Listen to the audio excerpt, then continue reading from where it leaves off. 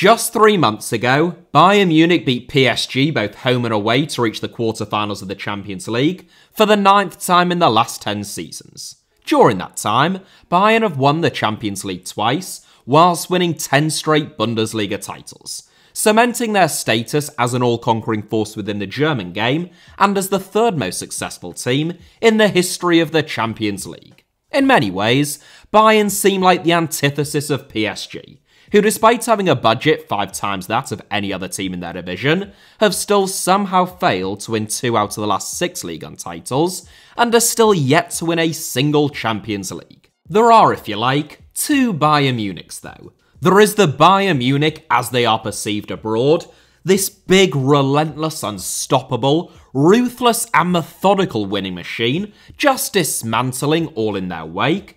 And then there is the Bayern Munich as they are perceived by fellow Germans, aptly nicknamed FC Hollywood because of the club's never-ending melodramas. Still a wildly successful juggernaut, no doubt, but not nearly as measured and stable as non-Germans would perceive them. Arguably, no less of a circus than PSG themselves at times, just one that actually still knows how to get the job done on the pitch. For the first time in a couple of decades, though, the Bayern circus has perhaps revealed itself to a global audience this season. 2 weeks after so convincingly knocking PSG out of the Champions League, Bayern sacked Julian Nagelsmann less than 2 years into a 5-year deal, despite having paid RB Leipzig a world record-breaking €25 million for him as recently as 2021. On the same day that Nagelsmann was sacked, Bayern appointed Thomas Tuchel, with the talk coming out of the club being that CEO Oliver Kahn was concerned that with Nagelsmann in charge, Bayern's treble hopes were in danger. Since then, Bayern have been knocked out of the DFB-Pokal, losing 2-1 to Freiburg in the quarter-finals, knocked out of the UEFA Champions League, losing 4-1 on aggregate against Manchester City in the quarter-finals, and Borussia Dortmund are now in pole position to win the Bundesliga heading into the final game of the season, which would bring Bayern's run of 10 successive German championships to an end after Thomas Tuchel's second Bundesliga defeat in 5 matches at home to RB Leipzig. In short, their treble hopes have been terminated, their prospects of a double have disappeared, and even a single, it would be fair to say, now looks to be a long shot. So in today's video, I wanted to take a look at how Bayern Munich, despite their reputation abroad, managed to orchestrate an almost Liz Truss-style self-immolation and self-sabotage this season, and why the sense of malaise in Bavaria might run even deeper than you think. Bayern Munich are the most successful club in German football, and it isn't even close. Despite having won just 1 German championship prior to the foundation of the Bundesliga in 1963, and missing out on being founding members of Germany's new nationwide top flight, to their cross-city rivals 1860 Munich, those tables have been flipped, danced on, and destroyed over the last 60 years. Now 1860 Munich compete in the third Liga, the third tier of German football. Meanwhile, Bayern have won a grand total of 82 trophies, which is almost 4 times as many as any other German club, including 31 Bundesliga titles, 20 DFB-Pokals, and 6 European Cup or UEFA Champions Leagues. The only team to have reached more European Cup or Champions League finals is Real Madrid, and even they haven't reached as many as Bayern over the last 50 years. Bayern's fortunes really started to turn around when Wilhelm Neudecker, a building contractor who had grown rich during Germany's post-war construction boom, was elected president in 1962.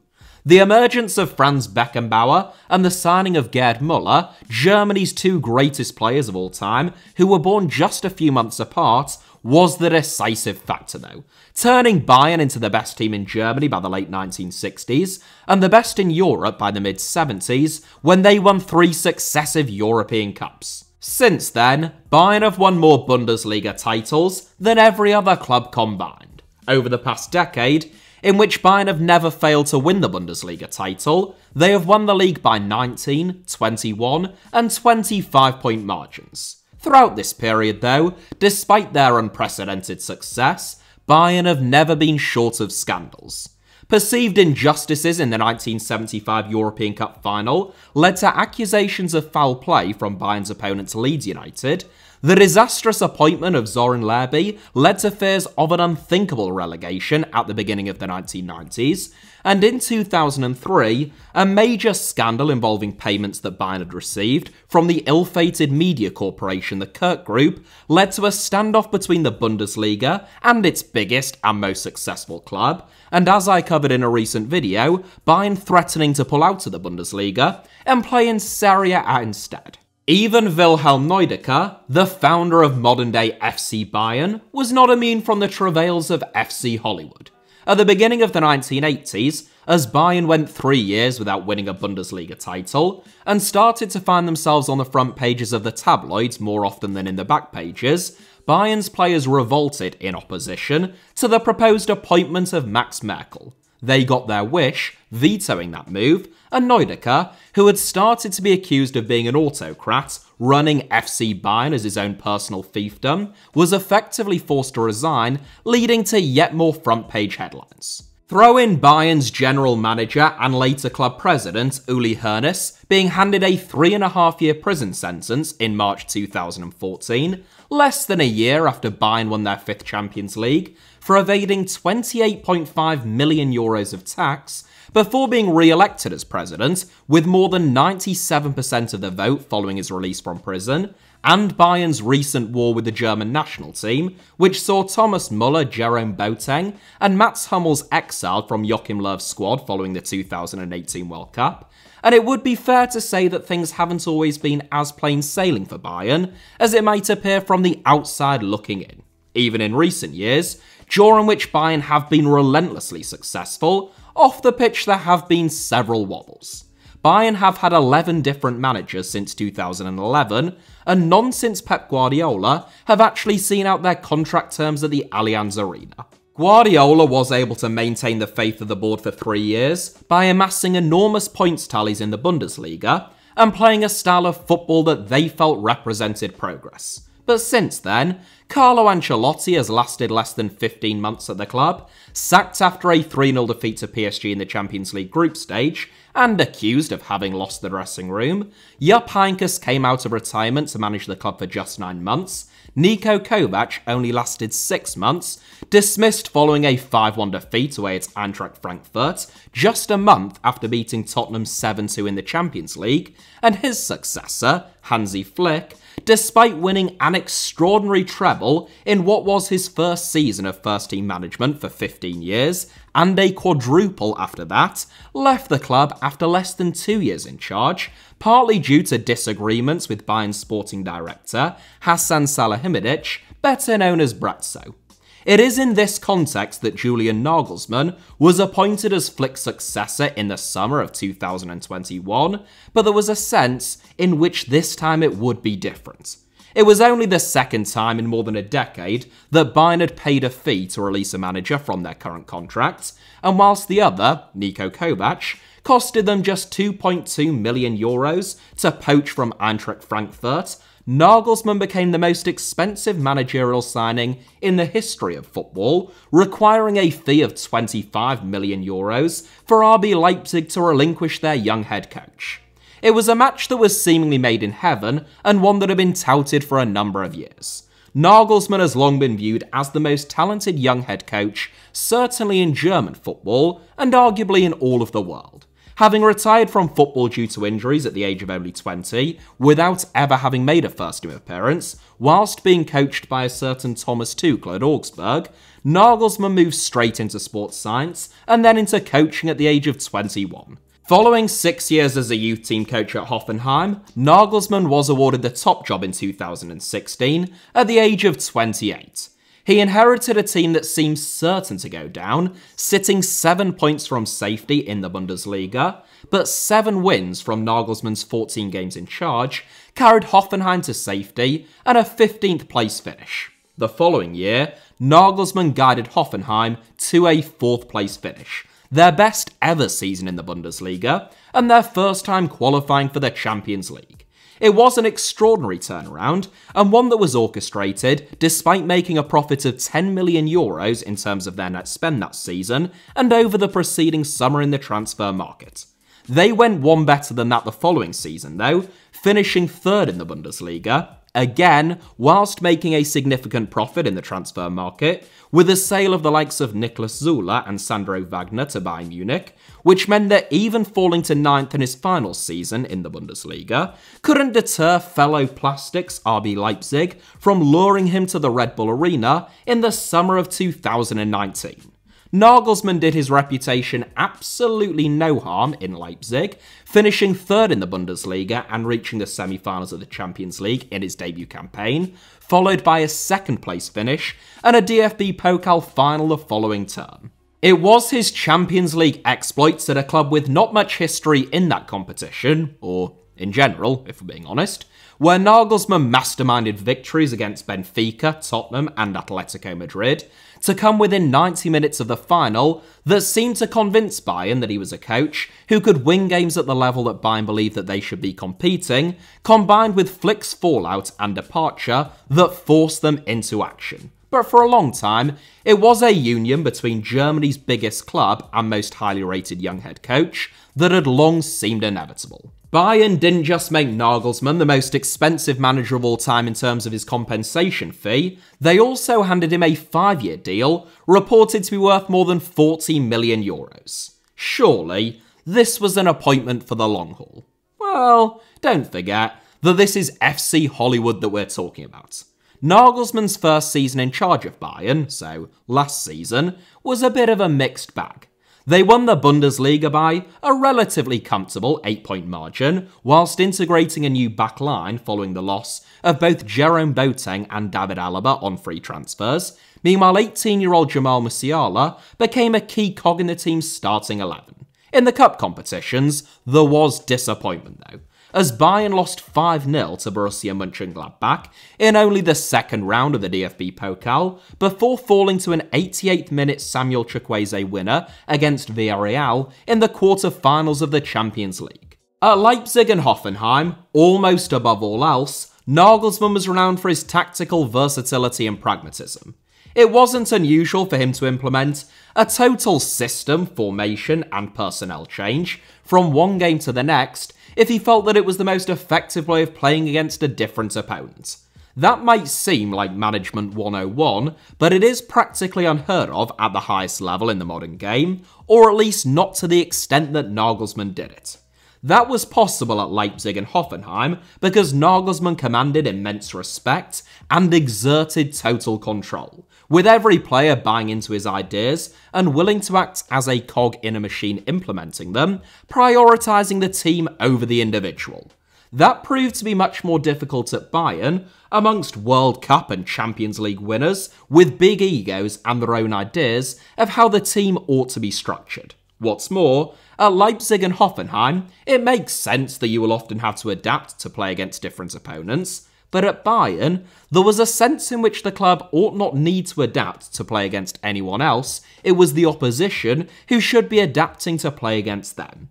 Take the 2019-20 season, for example, where Hansi Flick found a winning formula and stuck with it, very rarely changing his strongest 11, their style, or their structure, and no one could live with them. From December 14th until the end of the season, Bayern didn't lose a single game with that strategy, and they only drew one, funnily enough, against Nagelsmann's Leipzig team. Bayern's stalwarts didn't want to be in and out of the team, and discontent at routine tactical alterations forced Nagelsmann to alter his own management style and tried to come up with a more settled system. Not everyone took issue with Nagelsmann's approach. Leon Goretzka, for one, flourished, as did several younger members of the Bayern squad. Meanwhile, future Bayern captain Joshua Kimmich forged a particularly close relationship with him, as well as publicly describing him as one of the 3 best coaches that he had ever had.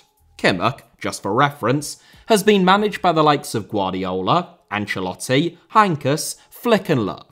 Those genuine issues and conflicts were compounded by what you might call aesthetic complications.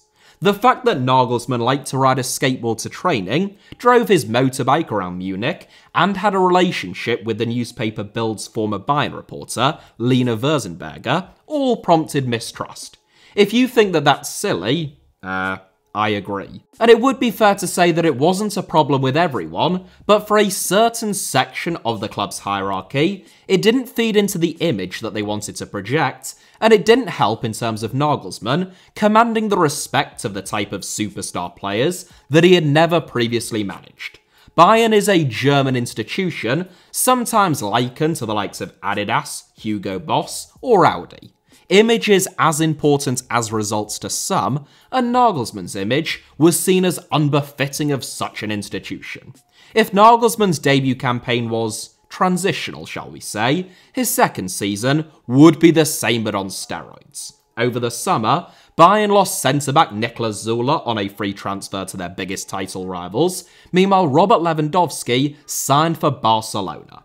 In Nagelsmann's first season, Lewandowski scored 50 goals in 46 games, which was over a third of the club's goals that season, and he had scored more than 40 goals in each of his last 7 seasons at the club. Virtually irreplaceable then, after flirting with a move for Harry Kane and losing out to Man City in the race for Erling Haaland, Bayern determined that it would be better to strengthen in other areas than attempt a like-for-like replacement for their second highest scorer of all time. The solution, primarily, came in the form of the €67 million arrival of Matthijs de Ligt and the €32 million signing of Sadio Mane, effectively one marquee signing at either end of the pitch. Mane in particular was viewed as being a real coup for Bayern, given his exploits at Liverpool over the preceding 6 years, but I must admit that I found it a slightly unusual signing, especially for them, and I said as much at the time. Mane was already 30 and has since turned 31, and it is actually quite rare since Real Madrid got burnt with Eden Hazard, Barcelona with Antoine Griezmann, and Chelsea with Romelu Lukaku for teams to pay top dollar for players in that age bracket and unlikely to have any substantial sell-on value. You could argue that €32 million isn't that crazy of a fee, but that overlooks the overall finances of the deal. For a start, there was another €9 million in potential add-ons, so that fee could end up being as much as €41 million, and Bayern made Mane one of the highest paid players in the world in the process. It's reported that Mane's deal at Bayern could be worth as much as £17 million a year, or £327,000 a week, which would equate to over £50 million over the course of the 3-year contract. It's not just Mane's age that ought to have raised alarm bells, though. It's also worth noting that he has spent virtually his entire professional career, over more than a decade, playing in teams that press aggressively from the front, going from Red Bull Salzburg to Southampton under Ronald Koeman, and then Liverpool under Jurgen Klopp. Mane was perfect for that system with his energy and endeavour, but it meant that he was clocked up some serious miles, far more than most forwards of his age, for example, and even at Liverpool he had subtly started to adapt his game and, I would argue, had become less consistent in the process over the last couple of years. That has borne out at Bayern during Mane's debut campaign, where despite starting reasonably well, Mane has only scored 1 goal in his last 14 games since recovering from an injury to his fibula, which sidelined him for over 100 days. And he was suspended and fined by Bayern last month, following reports that he punched teammate Leroy Sané in the dressing room after Bayern's Champions League exit. Lewandowski, then, has most assuredly not yet been replaced, with Eric Maxim Choupo-Moting providing his focal points up front but not his goals, having scored 17 times in all competitions this season, compared to Lewandowski's 50 last season. Nor have they still properly replaced David Alaba, almost 2 years on from the Austrian departing for Real Madrid. Meanwhile, club captain Manuel Neuer broke his leg in a skiing accident back in December, which ruled him out for the rest of the season, in addition to him having grown infuriated after his goalkeeping coach was sacked. Despite all of these challenges and travails, it's not exactly like they were having a disastrous campaign. When Nagelsmann was sacked, Bayern had lost just 3 league games all season, 21 games into the campaign, and they were the only team to have a perfect record in the group stage of the Champions League before taking a star-studded PSG team apart in the round of 16.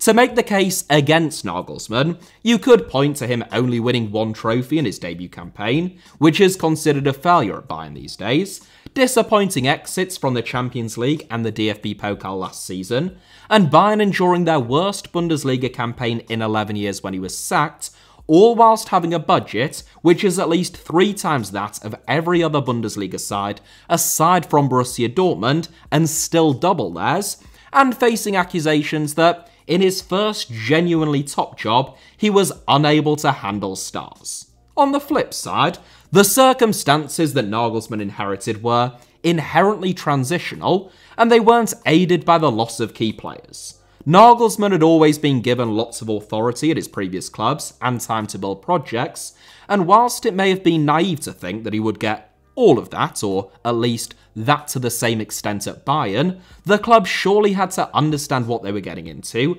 when they paid a world record-breaking fee for him and handed him one of the largest contracts for a manager in the history of the sport.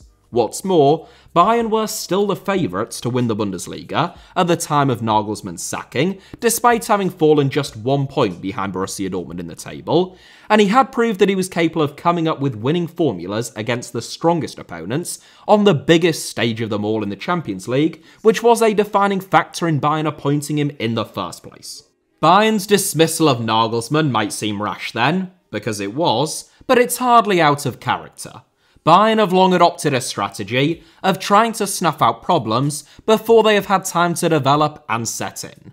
As far as they're concerned, they'd rather take radical action before something bad happens, i.e. missing out on the Bundesliga title, than wait for that bad thing to happen and then take the necessary steps to address it.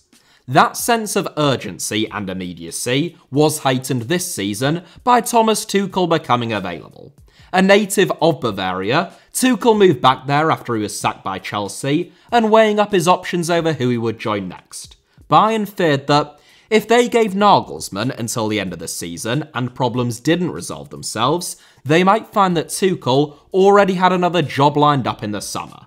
The Bayern hierarchy have long admired Tuchel, and those concerns were all the more pronounced because of the fact that they did hold off on appointing him back in 2018, only to be pipped to the post by PSG, and they ended up with Niko Kovac instead.